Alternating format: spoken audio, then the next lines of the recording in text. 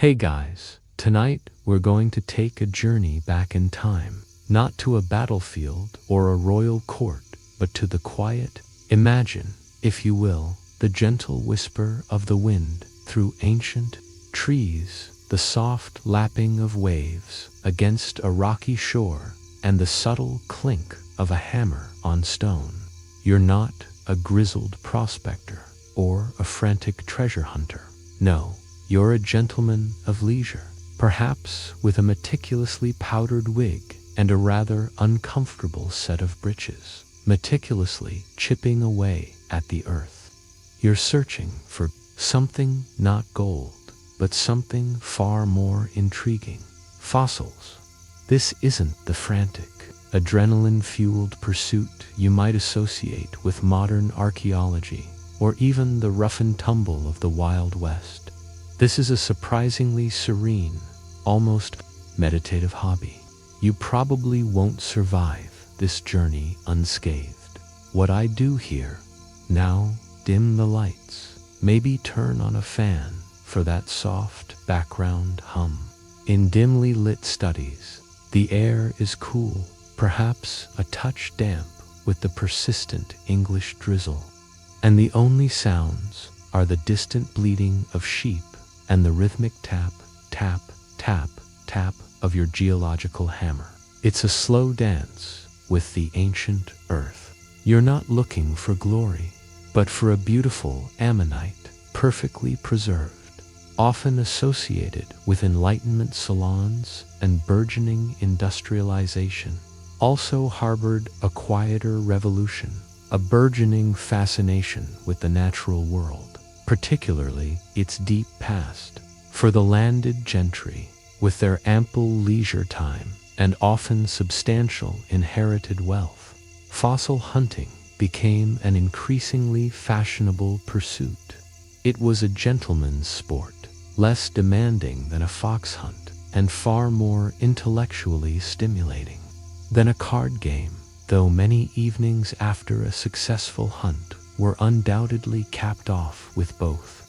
You see, the appeal wasn't just the objects themselves, but the contemplative act of finding them.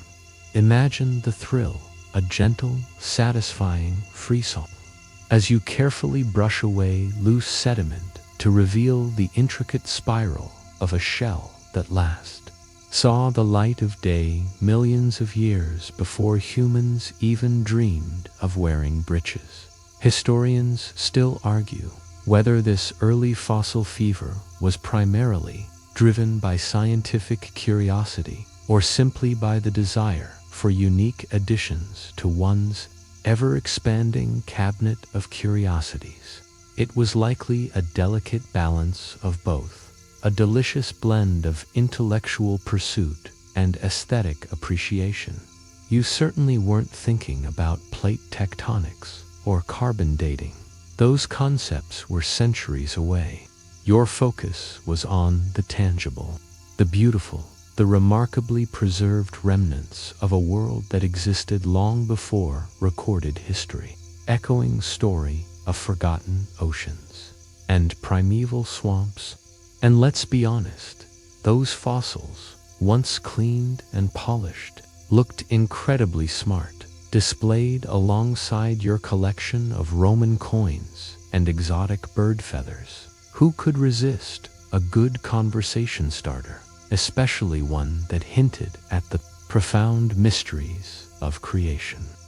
Your foray into the surprisingly relaxing hobby of 18th century fossil hunting requires, naturally, the proper accoutrements. But forget visions of high-tech drills and ground-penetrating radar. Your toolkit is far more rudimentary, reflecting the unhurried pace of the era, is more akin to what a dedicated gardener might carry. This isn't your blacksmith's hefty sledge or a carpenter's clawhammer. It's a specialized instrument, often with a chisel-like end for prying and a blunter, hammer-like end for striking. You wield it with a gentle, rhythmic tap-tap, the faint ring of a fossil-bearing rock, listening for that subtle difference in sound that tells you a treasure might lie within. It's almost a form of geological ASMR, the gentle percussion echoing in the quiet landscape. You might even have a small, lighter hammer for more intricate work, for teasing out a delicate shell from its stony matrix without shattering it into a million ancient pieces. Crushing a perfectly preserved specimen would be, to put it mildly, a rather ungentlemanly blunder. Next, you have a chisel, often several of varying sizes. These are your surgical instruments, allowing you to carefully separate layers of rock, to coax rather than force the earth to yield its secrets. Imagine yourself on a wind-swept cliff, not battling the elements, but patiently, almost tenderly, working your chisel into a natural fissure.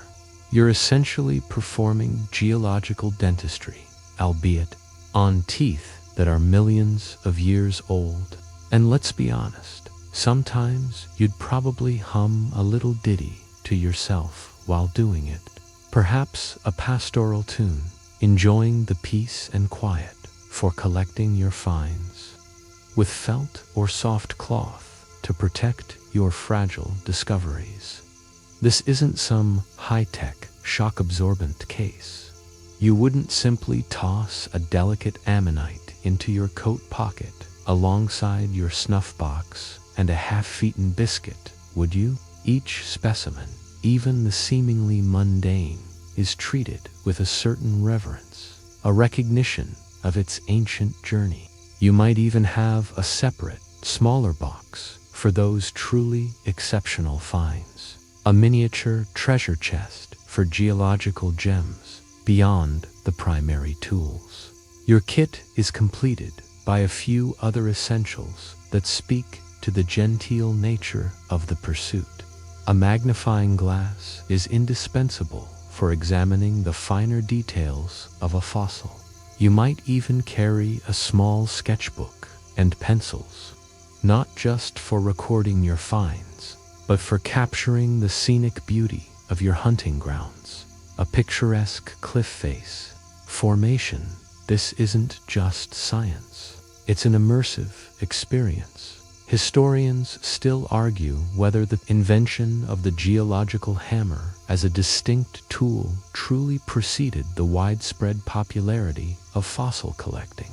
In collecting drove its development. What is clear is that these simple tools transformed the earth from an impenetrable mass into a vast, readable book for those with the patience to learn its language. After a particularly successful find, you might even indulge in a flask of sherry, a quiet toast to the patient earth and its ancient inhabitants.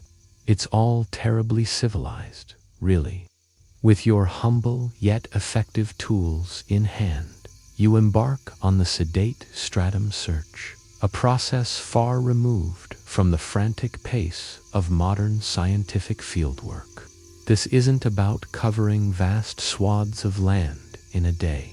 It's about observation, patience, and a deep, almost intimate understanding of the landscape around you.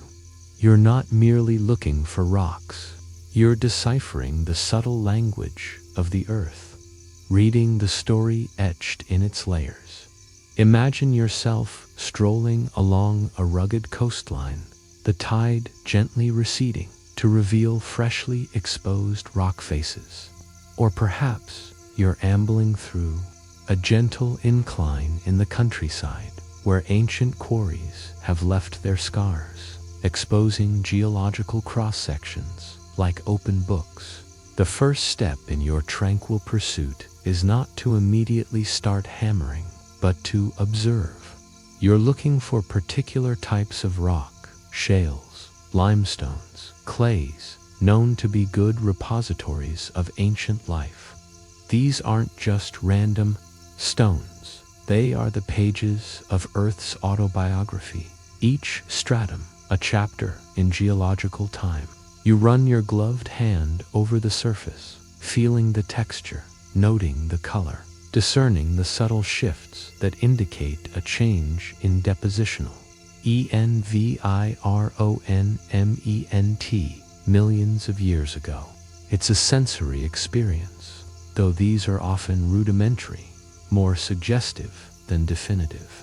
Your real map is your eye, trained to spot the telltale signs, the ripple marks of an ancient seabed, the faint discoloration that hints at organic matter, the subtle fracture lines that promise easier splitting. You're not rushing. Indeed, to rush would be to miss the delicate clues. You pause, you ponder, you perhaps even light your pipe and let the smoke drift lazily into the crisp air as you contemplate the geological forces that laid down these layers eons ago. It's a slow burn of intellectual engagement, a gentle unraveling of deep time. One mainstream historical fact about this period is the increasing recognition of stratigraphy, the study of rock layers, as a fundamental principle. Geologists like William Smith, though slightly later, were beginning to articulate how distinct fossil assemblages correlated with specific rock layers, essentially providing a chronological framework for Earth's history. You, as a keen amateur, are intuitively applying these principles, even if the formal nomenclature is still coalescing. You know, for instance, that certain types of marine fossils are found in particular limestone bands, while plant fossils might predominate in overlying shales, hinting at ancient shifts from ocean to land. It's like knowing that certain authors always keep their suspense novels on the top shelf, while historical dramas are filed below. A quirky or fringe tidbit from this era relates to the popular belief among some that fossils were not, in fact, the remains of ancient organisms, but rather sports of nature or even attempts by the Earth to mimic life. Some truly believed that the Earth itself had a creative urge, producing these intricate forms as a kind of geological doodling. Imagine finding a perfectly preserved ammonite and thinking, the Earth felt like drawing a spiral today.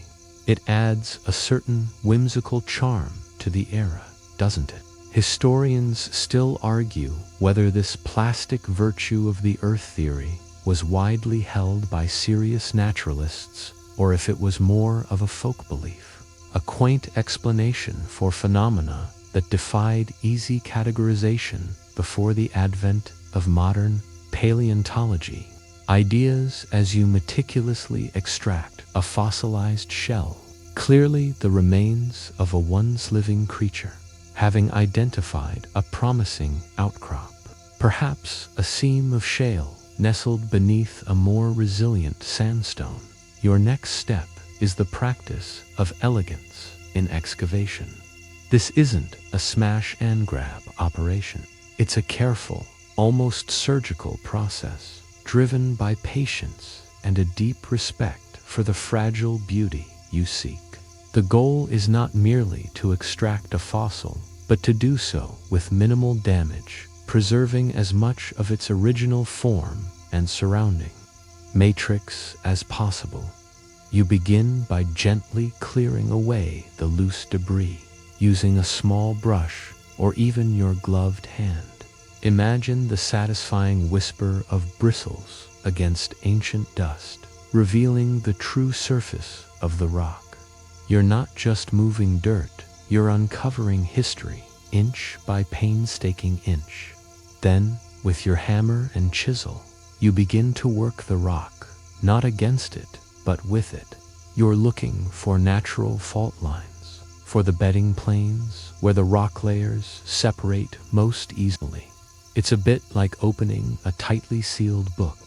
You don't tear the pages, but carefully find the spine and ease it open. The rhythmic tapping of your hammer is a meditative sound, a counterpoint to the chirping of birds and the rustle of leaves. Each tap is deliberate. There's no deadline, no pressure from a research grant or a looming exhibition. The only imperative is the preservation of the fossil.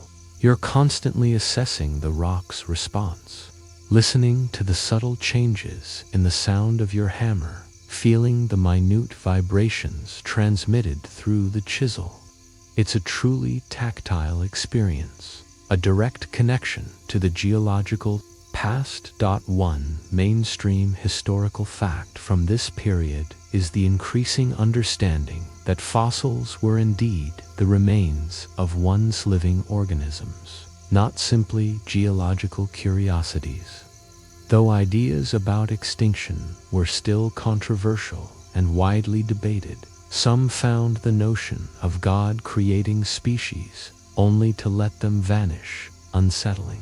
The evidence accumulating from diligent amateur collectors like yourself was steadily swaying scientific opinion. You, holding a perfectly articulated fish skeleton, know instinctively that this was once a creature swimming in an ancient sea, not merely a whimsical stone formation.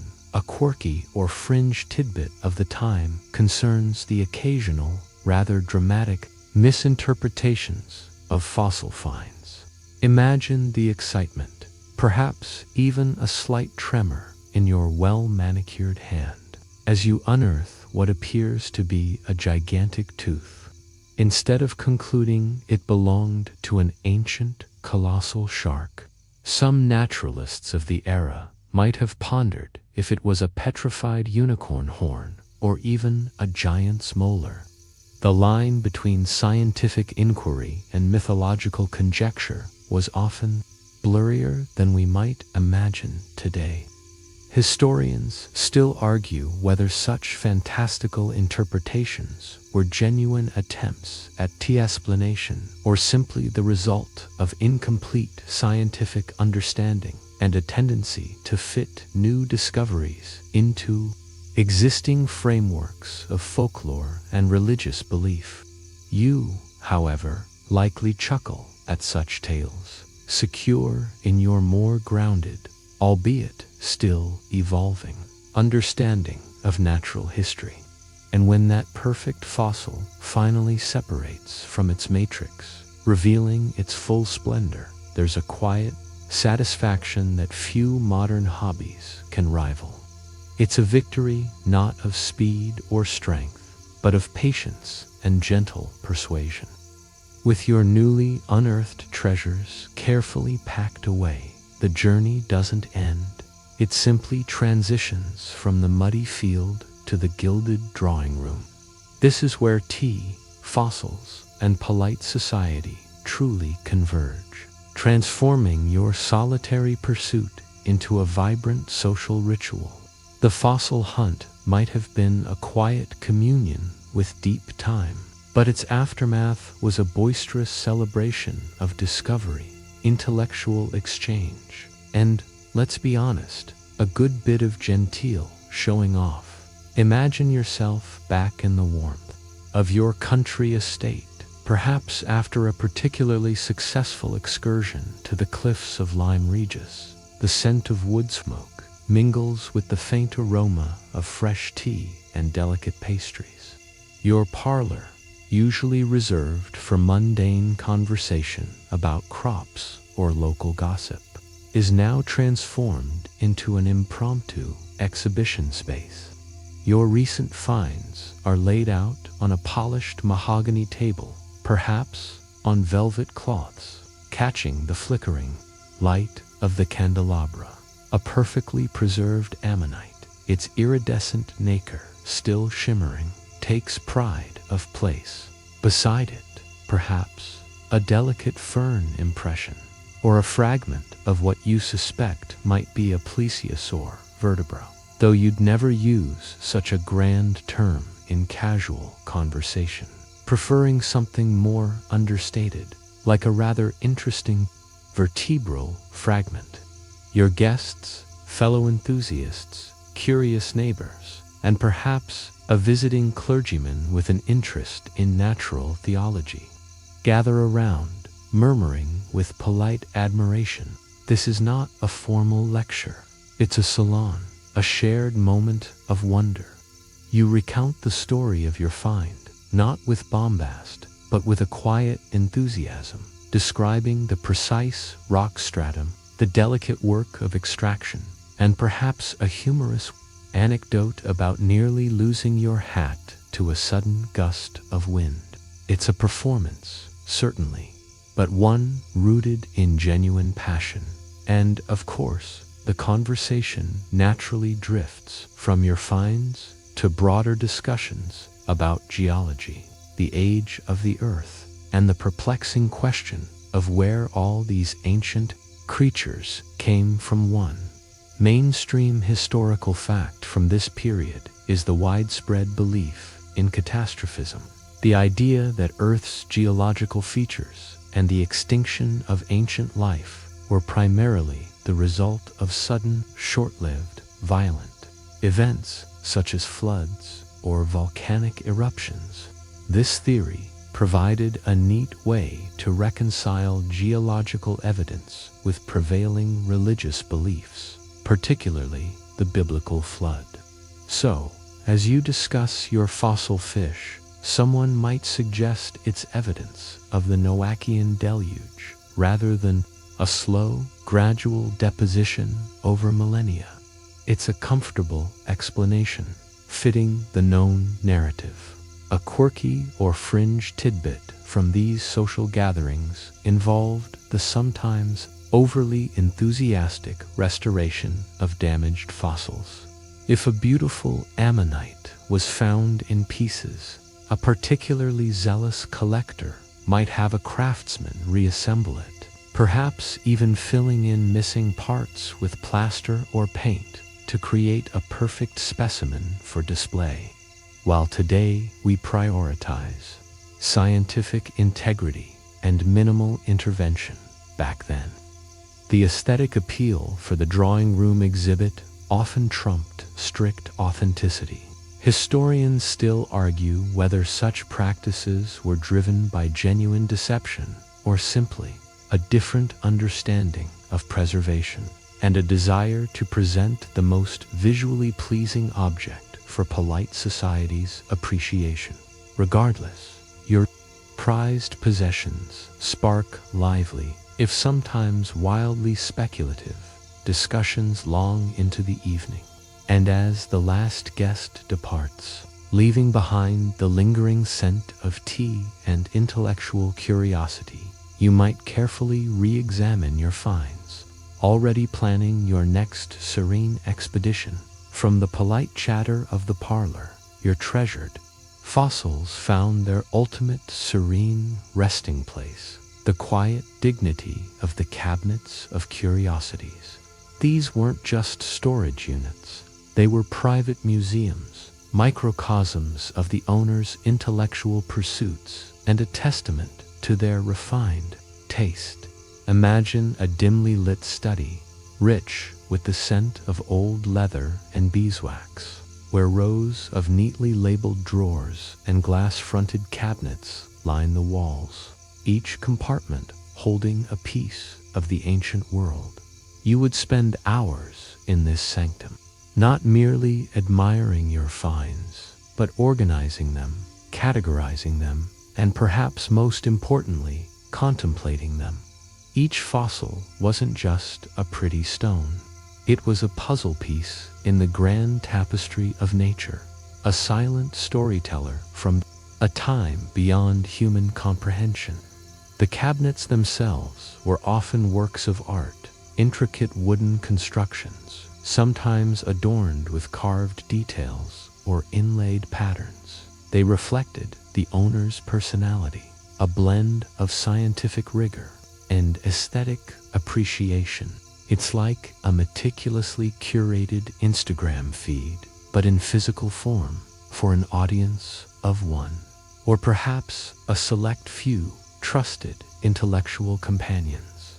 Within these drawers, carefully nestled on velvet or cotton, lay your collection, spiraled ammonites alongside the delicate fronds of fossilized ferns. polished belemnites that looked like ancient bullets, and perhaps even a fragment of a giant ichthyosaur vertebra. Each specimen would have a small, handwritten label detailing its provenance, the location and date of its discovery, and perhaps a note on the geological stratum it came from. This wasn't merely a hobby. It was an emerging form of empirical data collection. Though you might not have used such grand terms, you were, in your own quiet way, building a personal library of Earth's deep past. One mainstream historical fact from this era is that these cabinets of curiosities, also known as Wunderkammern, were crucial precursors to modern museums. They allowed for the systematic collection, study, and display of natural specimens, artifacts, and art, laying the groundwork for public institutions that would eventually make such knowledge accessible to a broader audience. While yours was a private endeavor, it contributed to a wider intellectual current. You were, in essence, running your own miniature natural history museum, albeit with very exclusive visiting hours. A quirky or fringe tidbit associated with these cabinets involved the occasional inclusion of outright fakes or cleverly enhanced specimens. Imagine a particularly enthusiastic collector commissioning a skilled artisan to carve a fossilized dragon's claw from a cleverly shaped piece of rock, or perhaps embellishing a genuine but incomplete specimen with fanciful additions. These were not always malicious deceptions, but sometimes a reflection of the era's blend of genuine scientific interest and a love for the fantastical. Historians still argue whether the creators of these forgeries intended to truly deceive, or if they were more in the spirit of playful intellectual puzzles designed to spark debate and challenge conventional thinking within a closed circle of connoisseurs. Regardless, as you meticulously arrange your genuine finds, you might occasionally cast a skeptical eye on a particularly perfect specimen from a less scrupulous acquaintance. A gentle, knowing smile playing on your lips. The quiet order of your cabinet provides a soothing counterpoint to the chaotic wonders of the natural world it seeks to contain. From the quiet contemplation within your cabinet, your fossil finds often transitioned into another serene pursuit, the realm of fine art. This wasn't merely about sketching pretty pictures. It was about the meticulous, often painstaking process of from field to fine art, transforming a raw geological specimen into an elegant scientific illustration. These illustrations were crucial, allowing for the widespread dissemination of knowledge and the shared appreciation of nature's wonders long before photography existed. Imagine yourself seated at a polished desk in your study, perhaps with a ray of afternoon sun illuminating your work. Before you lies a particularly fine ammonite, its intricate suture lines visible. You hold a delicate quill pen, or perhaps a fine watercolor brush and a sheet of equality paper. Your task is to render this fossil with absolute fidelity, capturing every swirl and ridge, every subtle variation in texture. This requires immense patience and an acute eye for detail. It's a meditative act, a slow communion with the object. As you translate its three-dimensional form onto a two-dimensional surface, you're not just drawing, you're interpreting, dissecting, and preserving its form for posterity. It's like creating a passport photo for a creature that hasn't existed for millions of years, ensuring it's recognized wherever it goes. These illustrations weren't merely pretty. They were tools of scientific communication. naturalists, and gentlemen relied on them to share their discoveries with peers across the country, and indeed across Europe. A well-executed drawing could convey more precise information about a fossil's morphology than pages of written description. Imagine trying to explain the complex, swirling pattern of an ammonite's septa without a visual aid. It would be like describing a perfectly tied knot over the telephone. The accuracy of your lines, the subtle gradations of shading, all contributed to its scientific value. One mainstream historical fact from this period is the rise of detailed scientific illustration as a respected discipline. Artists specializing in botanical, zoological, and geological subjects were highly sought after. Often, these were individuals trained in classical art, applying their skills to the rigorous demands of scientific accuracy.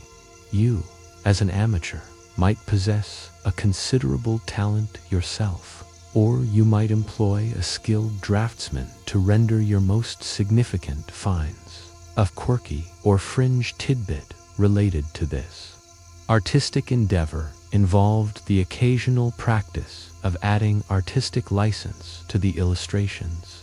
While accuracy was prized, some illustrators might subtly enhance a fossil's features, making a fracture appear less prominent, or exaggerating a particular characteristic to make it more visually striking. This wasn't always a deliberate attempt to mislead, but sometimes a reflection of the era's blend of scientific observation and artistic idealism, a desire to present nature in its perfect form. Historians still argue whether such embellishments significantly hindered early scientific understanding, or if they were largely superficial, tolerated by an audience that valued aesthetic appeal alongside empirical data. For you, however, as you carefully mix your sepia inks, the quiet satisfaction of capturing the enduring beauty of an ancient life form is reward enough. The world outside fades as you lose yourself in the meticulous dance of hand and eye, rendering the past visible. For the present, as you meticulously catalog and illustrate your finds, a deeper, more profound contemplation begins to settle in. This is the serenity of serene speculation on deep time, a quiet unraveling of established notions about the Earth's age and its history. The fossils you hold, silent witnesses to eons past, force a gentle revaluation of everything you thought you knew about creation and chronology. Imagine sitting in your library, perhaps by a crackling fire on a cool evening, surrounded by weighty tomes and the comforting scent of old paper. You pick up a polished ammonite, its perfect spiral, a testament to countless generations. The accepted wisdom of the day, rooted in biblical chronologies, suggested an Earth only a few thousand years old. Yet, the evidence before you, repeated in stratum after stratum, speaks of a timescale almost unfathomably vast. How could a creature like this exist, buried deep within layers of rock that themselves took unimaginable periods to form, if the world was so young? It's like being told a modern skyscraper was built in a week. The evidence just doesn't align. This wasn't a sudden, jarring revelation for most. Rather, it was a gradual dawning, a slow expansion of the mind's horizon. You might find yourself comparing notes with learned friends, discussing the implications of these ancient lives. The concept of extinction, for instance, was particularly vexing. If God had created a perfect world, why would species vanish forever? The prevailing natural theology often struggled with this, preferring to believe that all creatures, even those found as fossils, must still exist somewhere on Earth, perhaps in unexplored continents or hidden depths. Yet, the sheer number of unique fossil forms, unlike anything living, slowly began to challenge this comforting thought. One mainstream historical fact from this period is the growing tension between scientific observation and prevailing theological dogma. While many naturalists, including yourself, were deeply religious, the evidence from the rocks began to gently push against literal interpretations of biblical accounts of creation. This wasn't an aggressive confrontation, but a quiet, internal wrestling match, often played out in scholarly letters and polite debates over port. A quirky or fringe tidbit from this era involved theories that explained large, unusual fossils, such as mammoth bones, as the remains of antediluvian giants or mythological creatures. While some scholars were beginning to recognize these as extinct animals, folk beliefs persisted, sometimes even among the educated. Imagine a country squire, after examining a massive fossilized femur, confidently declaring it proof of the Cyclops, mentioned in ancient texts. Historians still argue whether such interpretations were genuine attempts to reconcile new data with existing narratives, or simply a reflection of the human tendency to find grand, dramatic explanations for the inexplicable. For you, however, as you gaze into the intricate patterns of a long-dead trilobite, the true wonder lies not in fantastical tales, but in the quiet immensity of the deep time it represents. A humbling and profoundly relaxing thought. The universe, it seems, has always had more stories than we could ever imagine. Even in the tranquil world of 18th century fossil hunting, where the pace was measured and the discourse polite, a subtle undercurrent of competition often flowed beneath the surface. This gave rise to what we might call the era of the gentile, geological rivals. These weren't bitter feuds fought with dueling pistols, but rather understated rivalries, often settled over claret in a quiet study, or perhaps subtly alluded to in the footnotes of a published paper. Imagine a dinner party, perhaps at the home of a fellow enthusiast. The conversation, as ever, turns to recent fossil finds. You might casually mention your latest discovery of a particularly fine ammonite from a previously unexplored stratum. Across the table, a rival, perhaps Lord Ashworth, a man known for his equally impressive collection and even more impressive self-assurance, might offer a barely perceptible sniff. Indeed, he might respond, a glint in his eye. I recall unearthing a rather magnificent ichthyosaur paddle from that very locale last season. One does wonder about the precise depth, of course. It's a subtle parry, a gentle reminder that while your ammonite is charming, his ichthyosaur is, well, bigger. These rivalries weren't about patents or grand scientific breakthroughs as much as they were about prestige. The quiet satisfaction of having the best specimen, or of being the first to identify a particular type of fossil in a new location. It was a gentleman's game, played with wit and subtle one-upmanship. You might find yourself planning your next expedition to a newly reported outcrop, not just for the love of discovery, but with a quiet determination to find something even more remarkable than Lord Ashworth's recent acquisition. It's like collecting rare stamps, but instead of tiny pieces of paper, you're gathering ancient pieces of Earth's history, each one a silent boast. One mainstream historical fact from this period is the importance of communication networks among naturalists. Despite the genteel rivalries, there was a robust exchange of letters, specimens, and ideas among gentlemen of science across Britain and Europe. Societies like the Royal Society, even if still somewhat exclusive, facilitated these connections, allowing for the sharing of discoveries and the gradual building of a collective body of knowledge. Your quiet competition with Lord Ashworth was, in a strange way, part of this broader intellectual exchange, pushing both of you to explore further and examine more closely. A quirky or fringe tidbit of the time concerns the sometimes elaborate lengths collectors would go to secure a particularly desirable specimen, even if it meant traveling long distances or engaging in polite but persistent negotiation with landowners. There are even whispers of gentlemen secretly observing their rivals, promising excavation sites, then returning under cover of darkness, or, more likely, in the early morning fog to try their luck.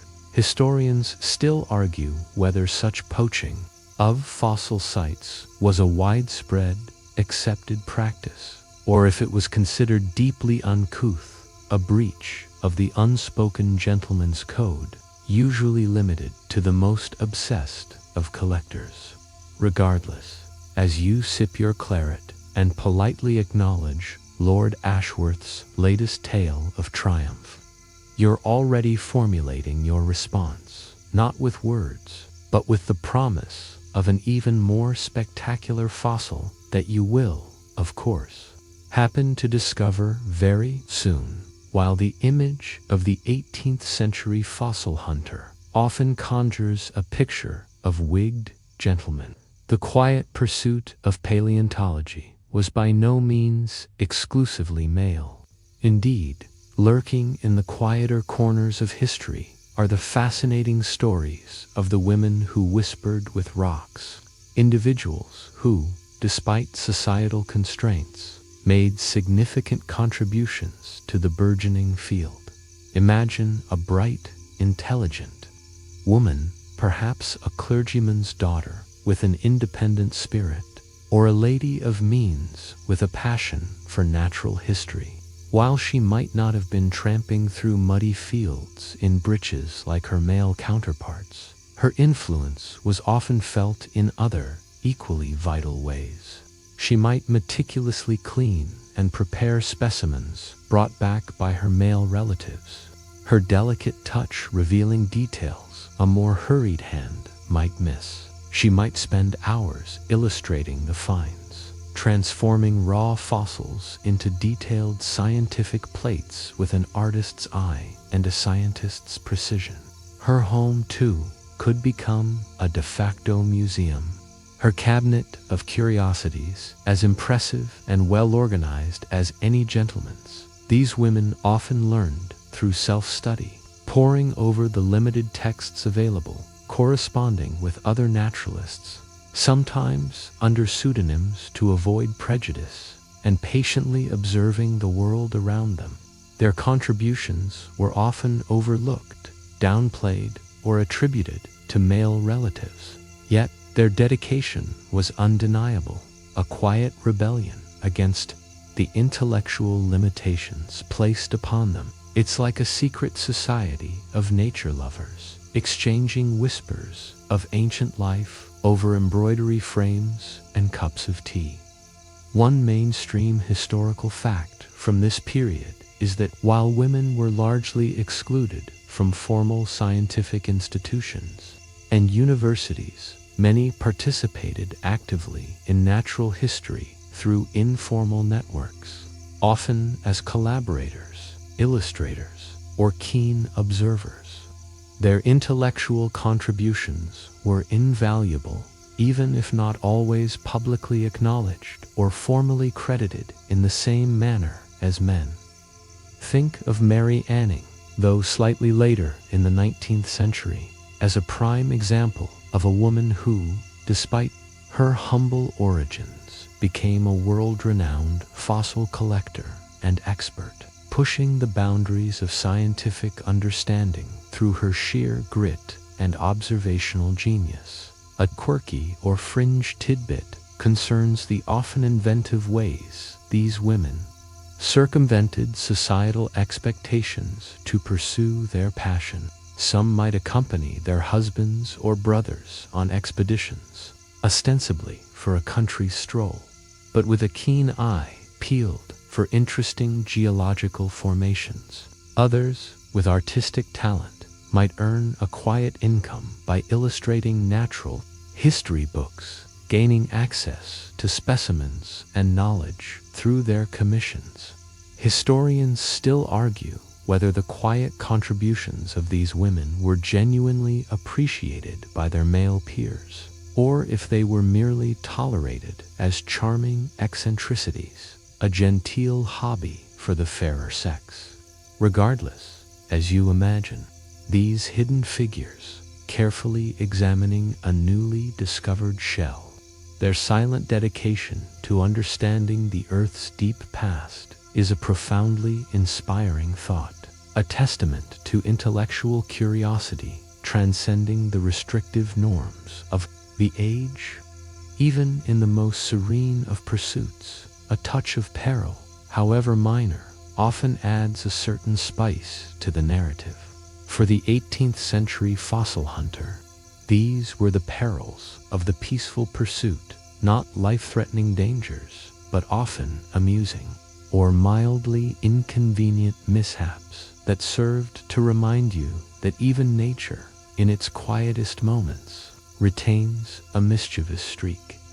Imagine yourself perched precariously on a muddy slope, chisel in hand, eyes fixed on a promising outcrop. Suddenly, the ground beneath you, softened by a recent downpour, gives way. You don't tumble into a chasm, but rather slide a rather undignified few feet, landing in a patch of thorny bushes with a muffled oof. Your wig might be askew, your finely tailored coat spattered with mud, and perhaps a particularly sharp thorn has managed to prick your finger. It's not a dramatic injury, but enough to make you mutter a polite curse and perhaps reconsider the wisdom of wearing your best silk waistcoat on a fossil hunt. And let's be honest, who hasn't experienced that moment of graceful descent into an unexpected mud puddle? It's all part of the adventure, albeit a slightly embarrassing one. Or perhaps you're on a coastal expedition, meticulously examining the tide pools for interesting specimens. You become so engrossed in a particularly well-preserved belemnite that you fail to notice the incoming tide. Before you know it, your boots are squelching with salt water, and you have to make a rather hasty retreat, splashing through the shallows like a rather confused heron. Your meticulously rolled-up trousers are now soaked, and your carefully prepared specimen bag might be a little damper than intended. The only real damage is to your pride and perhaps the longevity of your leather. Footwear. One mainstream historical fact from this period is the lack of formalized safety procedures or equipment for field exploration. While gentlemen were generally careful, there were no hard hats or specialized climbing gear. Reliance was placed on common sense, sturdy boots, and perhaps a trusty walking stick that doubled as a probe for unstable ground. The greatest peril was often a twisted ankle or a thoroughly ruined pair of breeches. A quirky or fringe tidbit concerns the occasional run-ins with disgruntled landowners or curious farm animals. Imagine spending hours carefully excavating a site on what you believed to be common land, only to be confronted by a rather stern farmer demanding to know what mischief you were up to, perhaps even threatening you with a pitchfork, more likely. A stern lecture or perhaps a flock of particularly nosy sheep decides your neatly laid out tools make excellent scratching posts, or a curious cow attempts to sample your packed lunch. Historians still argue whether such encounters were rare, annoyances, or a frequent part of the fossil hunter's life, adding a touch of rustic comedy to their scholarly pursuits. Regardless, as you brush off the mud and straighten your coat, these minor misadventures simply add to the rich tapestry of your tranquil yet occasionally treacherous hobby. A cup of hot tea and a roaring fire back home will quickly erase any lingering discomfort. After a day spent communing with ancient rocks and braving the occasional muddy slip, the 18th century fossil hunter's thoughts turned to the comforting rituals of home. These were the post-hunt parlor pursuits, a series of leisurely activities designed to unwind, reflect, and further engage with the day's discoveries in a more refined setting. Imagine the transition. You shed your muddy boots and perhaps that slightly damp coat, exchanging them for a comfortable dressing gown and slippers. The first order of business, often before even a proper meal, is the careful unpacking of your specimen bag. Each newly acquired fossil is removed with reverence, laid out on a clean cloth. This is the moment of initial assessment, where you marvel at the details that were obscured by dirt and rock just hours before.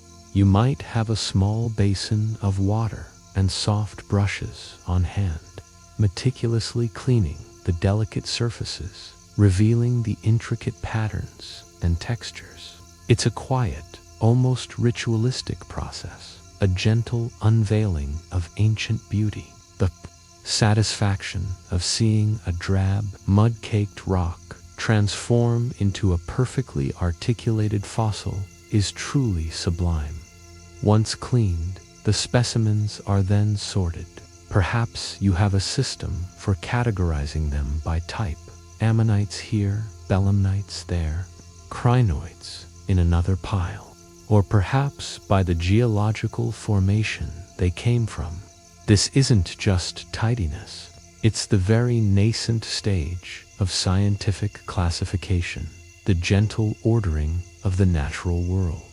You might pull out your specimen register, a leather-bound book with blank pages, and meticulously record each new find.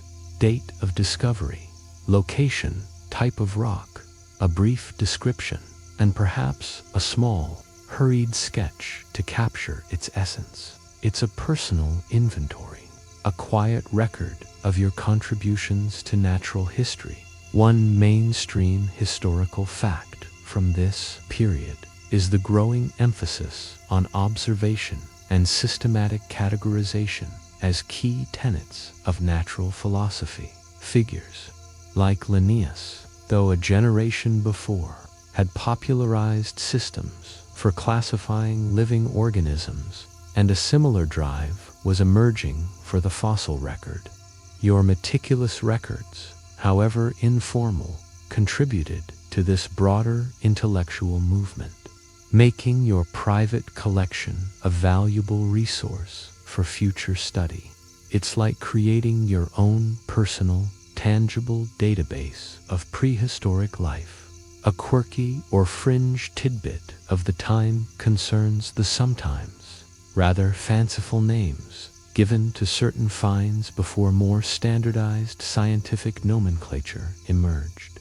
Imagine discovering a particularly odd-shaped fossil and colloquially naming it the devil's toenail or shepherd's crook due to its resemblance to common objects. While charming, these informal names often caused confusion in broader intellectual circles, leading to the gradual push for more systematic terminology. Historians still argue whether the resistance to standardized naming conventions was due to a genuine preference for folk names or simply the slow spread of new academic practices among a diverse group of amateur collectors. For you, however, curled up by the fire, examining your latest treasures, the quiet joy of discovery and the methodical process of documentation are all that matter. Perhaps a glass of port accompanies your musings, adding a final touch of comfort to the close of a fulfilling day. Even the most earnest pursuit of ancient truth can be peppered with moments of delightful absurdity. This brings us to fossil fakes and frivolous finds, a charmingly human aspect of 18th century fossil hunting that added a dash of humor and occasional intellectual consternation to the otherwise serene hobby. Imagine, for instance, a particularly excitable acquaintance rushing into your parlor, eyes gleaming with triumph, clutching what appears to be a fossilized mermaid's spine. You, with your discerning eye and growing experience, might offer a polite cough and suggest a closer examination. Upon inspection, it becomes clear that the spine is, in fact, a cleverly articulated series of fish vertebrae, perhaps glued together with some ancient, dubious adhesive and liberally coated with a convincing patina of age. It's not malicious, usually just an overeager imagination coupled with a desperate desire for a truly spectacular find. It's like finding a genuine antique at a yard sale that turns out to be from last Tuesday. These fakes weren't always elaborate constructions. Sometimes a frivolous find was simply a misidentified object, a stone that vaguely resembled a petrified animal part, sparking unwarranted excitement. A nodule of flint might be mistaken for a fossilized human brain, or a curiously shaped piece of ironstone might be presented as a thunderbolt, a rock believed to have fallen from the sky during a storm, often associated with belemnites due to their conical shape. The eagerness to discover something extraordinary often overshadowed the need for rigorous verification. One mainstream historical fact from this period is the nascent state of comparative anatomy and paleontology. Without comprehensive atlases of fossil forms or a deep understanding of geological processes, distinguishing genuine fossils from natural geological formations or outright fakes was a genuine challenge. The scientific community was still learning to walk, let alone run, in its understanding of Earth's ancient life. You, the discerning amateur, were contributing to the refinement of these very standards, often through the gentle debunking of your peers' more imaginative claims. A quirky or fringe tidbit concerns some truly audacious forgeries, particularly the famous lying stones of Würzburg. In the early 18th century, a professor in Germany, Johann Berenger, was spectacularly duped by students who fabricated hundreds of fossils, including lizards, birds, and even spiders, with Latin and Hebrew letters inscribed on them, and planted them for him to find. Berenger published these in a grand volume, only to discover the hoax when he found his own name etched onto one of the fossils. Historians still argue whether Berenger was a gullible fool or a victim of a malicious prank that spiraled out of control, highlighting the pitfalls of uncritical enthusiasm in early scientific discovery. For you, perhaps a quiet smile plays on your lips as you recall such tales, safe in the knowledge that your own collection, while perhaps less sensational, is built on a foundation of genuine discovery and a healthy dose of polite skepticism. After all, what's a hobby without a few amusing missteps and charming deceptions along the way. The seemingly quiet and leisurely pursuits of these 18th century gentlemen and ladies, their meticulous collecting and genteel rivalries, collectively laid the groundwork for something far grander. This was the enduring legacy of leisurely lithology, a profound and lasting impact on the very fabric of scientific thoughts, all born from a hobby that often felt more like a meditative stroll than a rigorous scientific endeavor. Imagine yourself looking back from the vantage point of the early 19th century, observing the shifts in understanding that your generation helped to usher in. The sheer volume of fossil specimens collected, cataloged, and discussed by individuals like yourself, slowly but surely forced a radical revaluation of Earth's age and its history.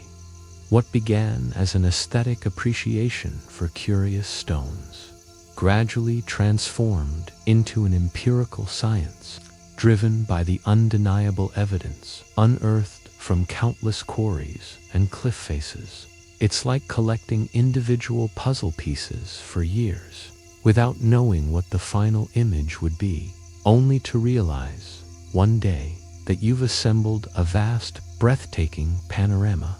The systematic collection of fossils, even by amateurs, provided the raw data that professional geologists and paleontologists, a term still some decades away, would later synthesize into groundbreaking theories.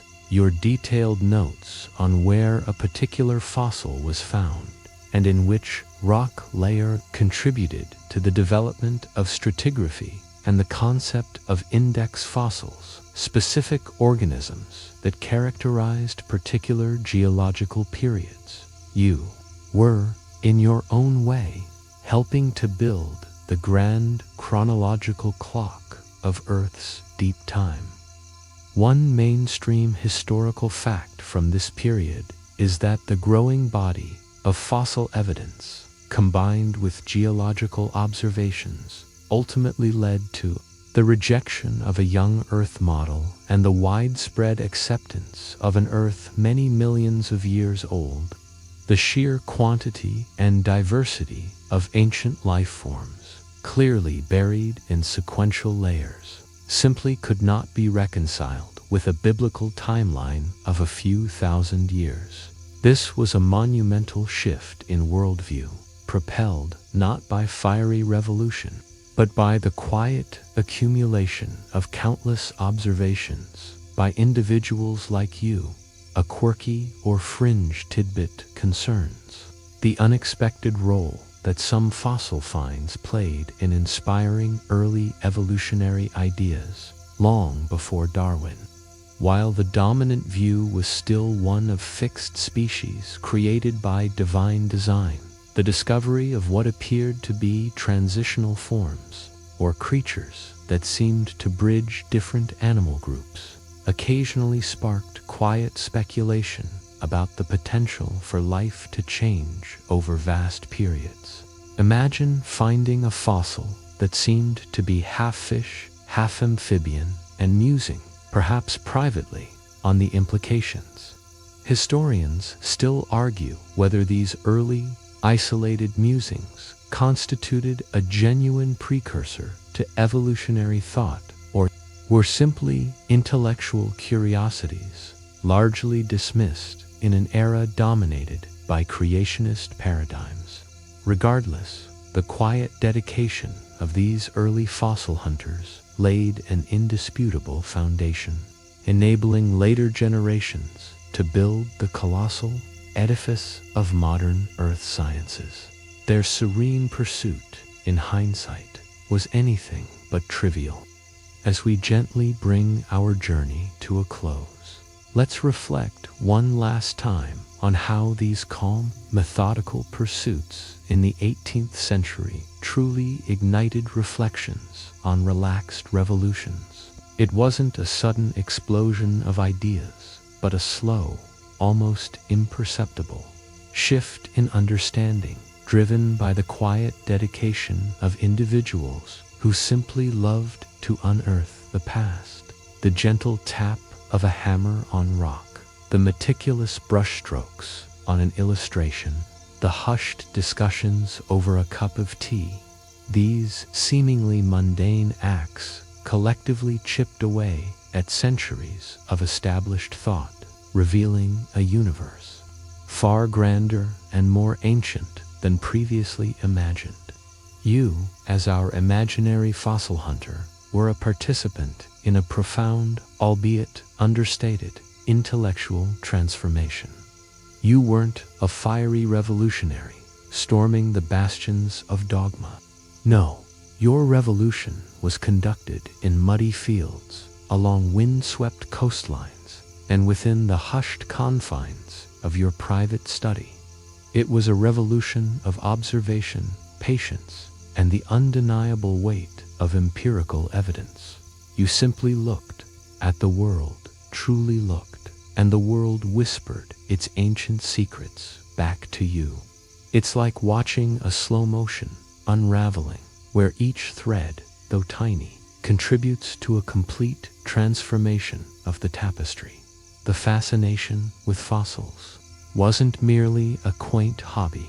It fostered a new way of seeing the Earth, not as a static, unchanging backdrop, but as a dynamic entity with a long and complex history. It encouraged a systematic approach to natural history, emphasizing direct observation and careful recording. The very act of collecting and categorizing these ancient remnants forced a confrontational yet ultimately peaceful dialogue with prevailing philosophical and theological ideas. You saw the evidence of extinction, even if you struggled with its implications. And that sight, replicated across countless collections, eventually made the concept undeniable. One mainstream historical fact from this period is the growing acceptance of geological uniformitarianism, championed by later figures like James Hutton and Charles Lyell. While catastrophism initially held sway, the cumulative evidence from countless fossil hunters and geologists slowly pointed towards the idea that the same gradual processes we observe today, erosion, deposition, volcanic activity, have shaped the Earth over immense stretches of time. Your quiet observations contributed to this slow, undeniable shift in geological thought. A quirky or fringe tidbit concerns the often intense, personal connection collectors felt with their finds, sometimes attributing almost spiritual significance to particularly ancient or beautiful specimens. It wasn't uncommon for a gentleman to spend hours simply gazing at a prized fossil, feeling a deep, almost mystical connection to the deep past it represented. This wasn't necessarily a scientific practice, but a deeply human one, a quiet wonder at the immensity of time. Historians still argue whether this emotional attachment aided or hindered objective scientific inquiry, or if it simply reflects the human need to find meaning in the vastness of the natural world.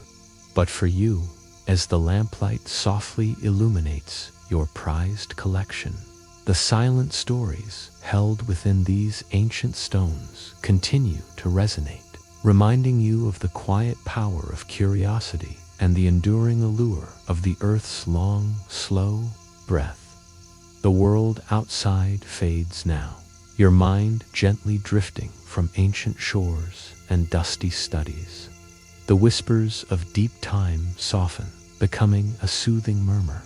Allow the images of quiet contemplation, of patient discovery, to settle within you like the layers of sediment that cradled those ancient treasures. You've walked with gentlemen and ladies who found solace, wonder, and profound insight in the unhurried dance with Earth's distant past, and now their peaceful pursuit has led you to this moment of stillness. Let the gentle hum of the fan or the soft silence of your room guide you deeper into rest. The past is vast, but tonight it has offered its quiet wisdom. Sleep now, and may your dreams be filled with serene discoveries.